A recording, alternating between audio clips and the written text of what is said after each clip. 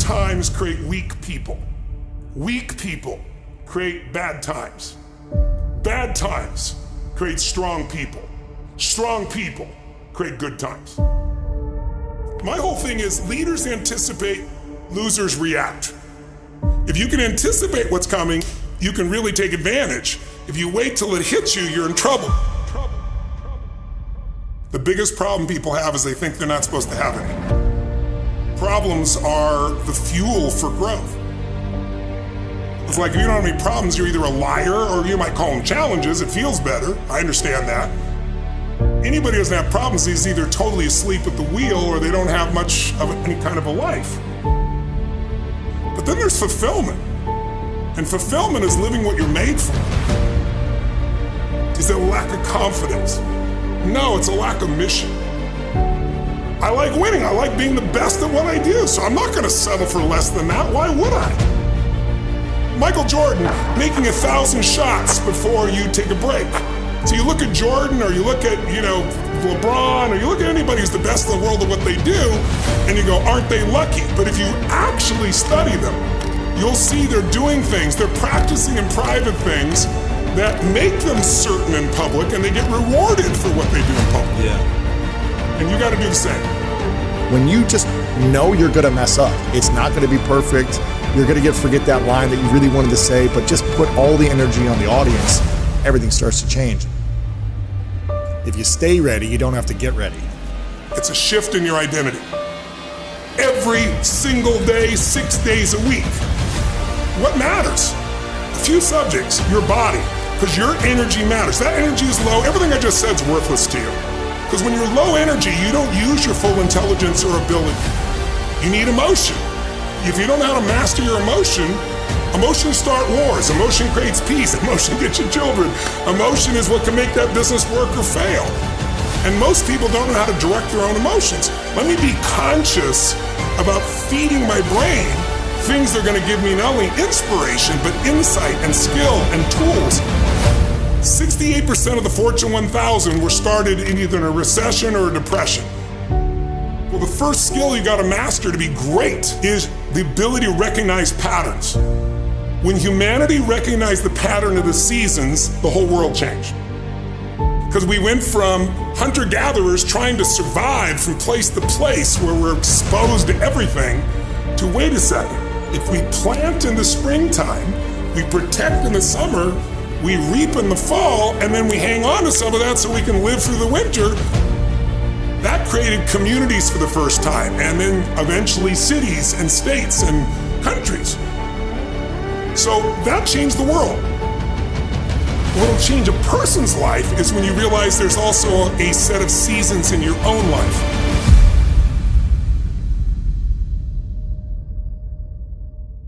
And so think of it this way, 0 to 21 is springtime. Things are easy to grow in springtime. You don't have to do that much. Growing as a kid happens naturally. But overall, life is supporting you. It's sending you, teaching you, sharing with you. Now, when you get from 21 to 41 or 22 to 42, whatever range you want to talk about, you now are in the real world. And now you go test what you learned in your springtime. So you start to learn, test, figure out what's real. And it's an important stage of life. 42, 43 to 62, 63 is the power of your life. If you worked hard in the spring and the summer and you put yourself out there and you planted, it's a reaping time. It's a time when you really become a leader.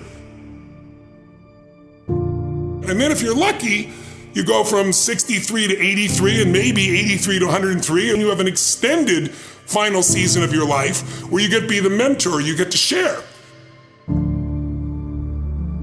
You get to make a difference. And maybe towards the end of your life, people look out for you again after you looked out for everybody else. That's kind of the cycle of life. What if you're born in 1910? World War I ends, the world looks like it's a great place, new technology, cars, radio, and then what happens? An explosion of abundance, the roaring 20s, and so you're a kid, you're 14, 15 years old, and you're like, I can't wait to get a car, to go. But what happened when that person hit the next stage of life at 19, 20, 21 years old? As they came of age, it's 1929. And suddenly, people are jumping out of buildings, total depression, dust bowl, nobody's got jobs. It looks horrific, and it was horrific. But did they get a break? No, when they turned 29, it's 1939. It looked like the whole world was gonna end. Hitler was sweeping across Europe, bombing London. It literally looked like the world as we know it was over.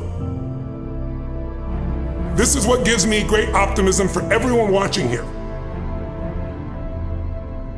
Winter's not forever. No pandemic lives forever. Everything changes and everything ends. And the good news about winter is it's always followed by springtime.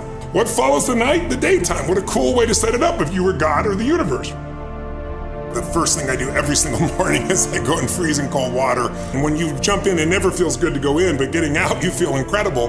But I do it for a different reason. I do it to train my brain to say, when I say now, it means now. When I say go, we go. I don't stand there because it's cold and go maybe in a minute when I'm ready.